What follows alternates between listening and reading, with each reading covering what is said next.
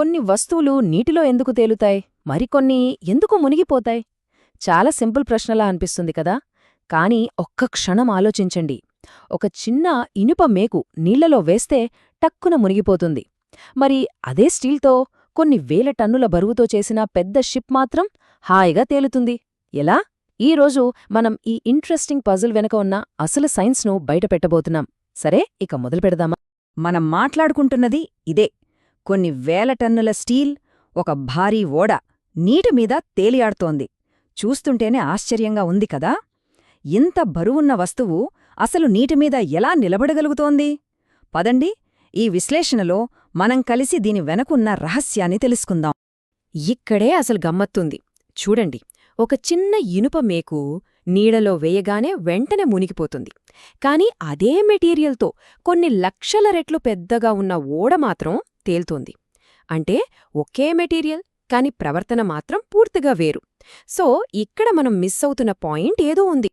సరే, ముందుగా ఈ తేలియాడే వైరుధ్యాన్నే చూద్దాం. మనకు వెంటనే గుర్తొచ్చే సమాధానం సాంద్రత కదా. కాని అది ఎందుకు పూర్తి సమాధానం కాదో ఇప్పుడు మనం చూడబోతున్నాం. సాధారణంగా మనమందరం అనుకునేదేంటి? సాంద్రత గురించే. అంటే డెన్సిటీ. ఒక వస్తువు డెన్సిటీ నీటికంటే ఎక్కువ ఉంటే మునుగుతుంది, తక్కువ ఉంటే తేలుతుంది.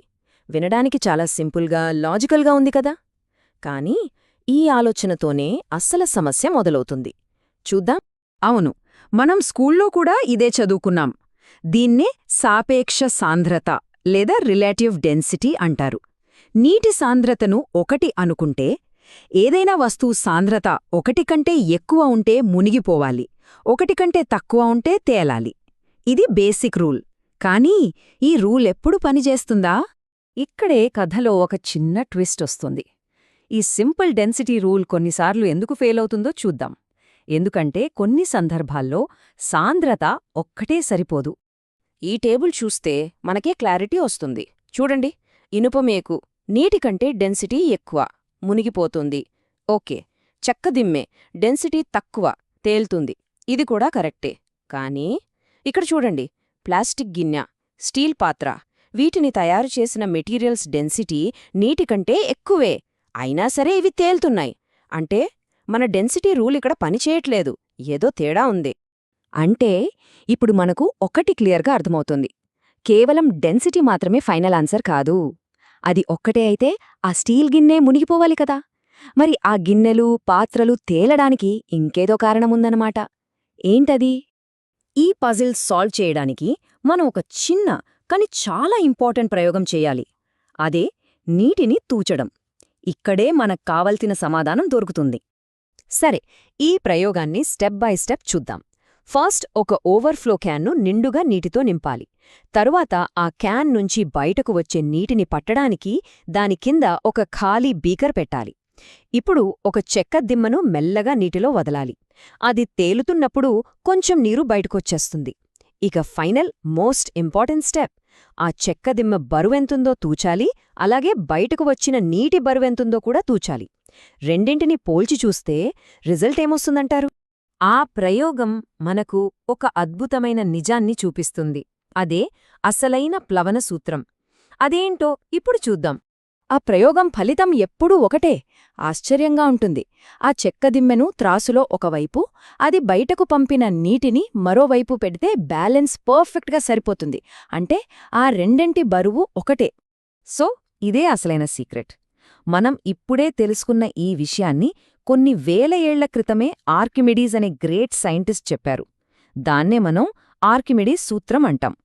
సింపుల్గా చెప్పాలంటే, ఒక వస్తువు నీటిలో తేలాలంటే అది దాని బరువుకు సమానమైన బరువున్న నీటిని పక్కకి నెట్టాలి.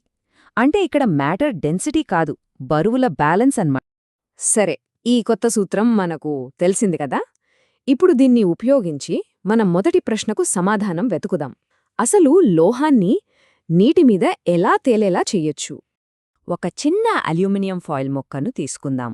మనకు తెలుసు, అల్యూమినియం డెన్సిటీ నీటికంటే చాలా ఎక్కువ. ఆ ఫాయిల్ను బాగా నలిపి ఒక చిన్న ముద్దలా చేసి నీళ్లలో వేస్తే టక్కున మునిగిపోతుంది. ఎందుకంటే అది పెద్దగా నీటిని పక్కకు నెట్టలేదు. కాని ఇక్కడే మ్యాజిక్ ఉంది. అదే ఫాయిల్ ముక్కను, అదే బరువు దాని జాగ్రత్తగా ఒక చిన్న గిన్నెలా మల్చి నీటి మీద పెడితే ఏమవుతుంది? అది తేలుతుంది. ఆ గిన్నె ఆకారం ఎందుకు తేలుతోంది? సింపుల్. ఫాయిల్ను గిన్నెలా మార్చినప్పుడు దాని బరువు మారలేదు, కాని దాని మొత్తం సైజు అంటే ఘనపరిమాణం పెరిగింది.